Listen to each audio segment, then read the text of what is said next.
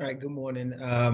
Yesterday we covered, or I covered a video on Apple and its price action, and I wanted to see what we could learn from Apple.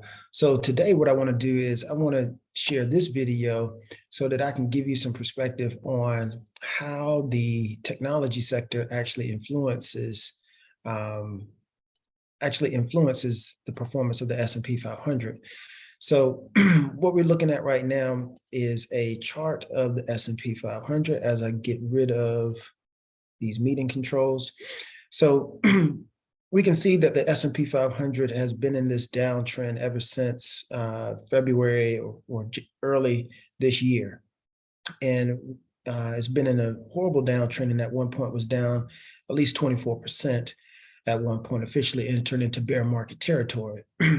But the reason I covered Apple yesterday and why, as an investor, you should be aware of how Apple trades and the price action on it is because of its influence on the S&P 500. And when I say that, I like to come here when I'm explaining this to clients or explaining to somebody in general. If you look at the weight of Apple, instead of using the word weight, I try and use words that everybody can relate to.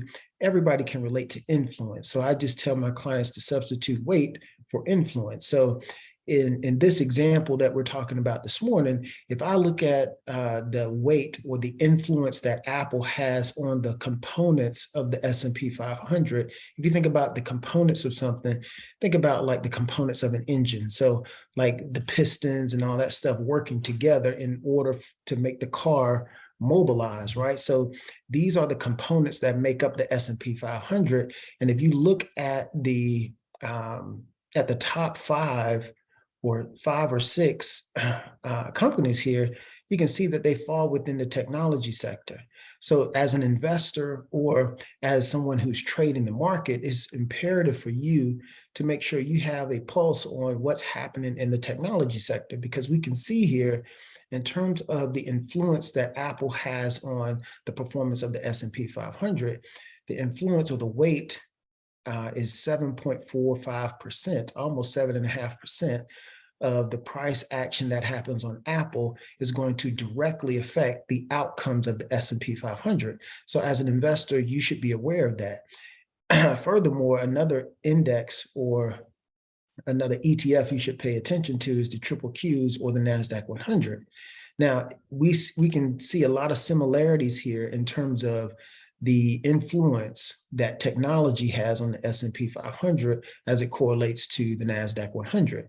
NASDAQ 100, we see Apple, Microsoft, Amazon, Tesla, and Alphabet or Google, right? And if we go back to the S&P 500 and look at its components, we can see some of those same names that we just mentioned in the NASDAQ 100 now listed over here as some of the top components of the S&P 500.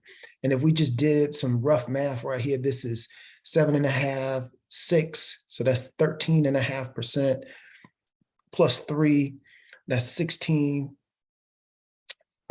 18, almost 20% of the influence of the S&P 500 or the price action that happens on the S&P 500 is influenced by the technology sector and these 5 to 6 ticker symbols here.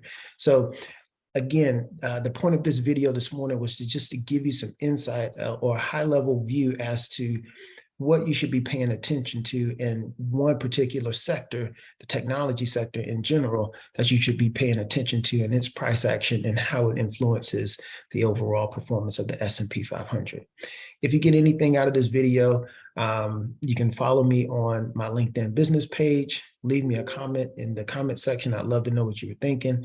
Also, you can leave me a comment on my YouTube channel, both at Scipio Financial is searchable. Look me up there. I would love to converse with you. And if you're approaching retirement and need some help guiding you through the markets and helping you generate some retirement income, I'd love to be a resource for you. Otherwise, leave me a comment below and I look forward to speaking to you.